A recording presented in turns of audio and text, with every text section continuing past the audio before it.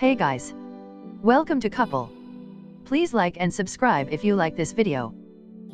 A night Republicans feared would end in disaster in at least one state instead produced Senate nominees that party leaders are pleased to run against three vulnerable Democratic senators in November's midterm elections. In West Virginia, Don Blankenship, the ex-convict and coal baron who had taken aim at Senate Majority Leader Mitch McConnell's China family, in a reference to his wife and in-laws' heritage, finished third behind Attorney General Patrick Morrisey, who CNN has projected will win, and Representative Evan Jenkins, the second-place finisher. Blankenship's loss spared Republicans from painful decisions about whether to abandon their hopes of unseating Democratic Senator Joe Manchin. It didn't work out, Blankenship told reporters Tuesday night in Charleston. McConnell's allies gloated over the loss by Blankenship, who had also called him Cocaine Mitch in a reference to drugs being found aboard a ship owned by the company of the father of his wife, Transportation Secretary Elaine Chao.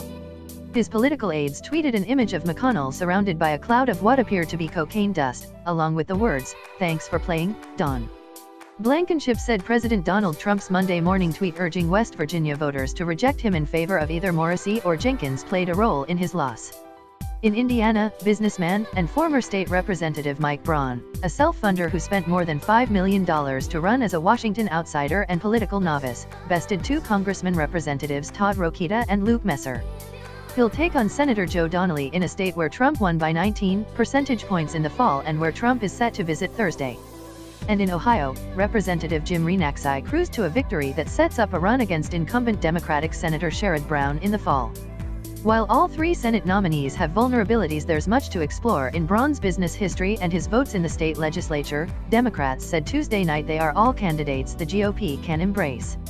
The biggest Republican loser of the night was actually on the House side. Representative Robert Pittenger was ousted in a primary by Pastor Mark Harris in North Carolina's 9th District, which stretches southeast of Charlotte.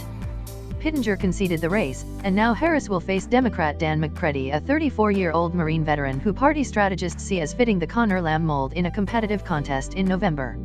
In Indiana, Braun's win sets up one of the nation's marquee Senate races, with Donnelly looking like the Democratic incumbent who could be in the most jeopardy.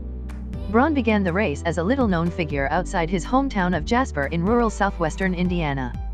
But he spent more than $5 million of his own money on the race, allowing him to dwarf his opponents, GOP Representatives Todd Rokita and Luke Messer, in television advertising. Rokita and Messer relentlessly attacked Braun for his history of voting in Democratic primaries in a county where the party until recently held a firm grip on local offices. And his auto parts distribution business is certain to face scrutiny, particularly because Braun has criticized other candidates for backing free trade agreements. But the 64-year-old Braun, who appeared at debates wearing a blue button-down shirt with sleeves rolled up, successfully introduced himself to voters as having built his own business while Messer and Rokita were climbing political ladders.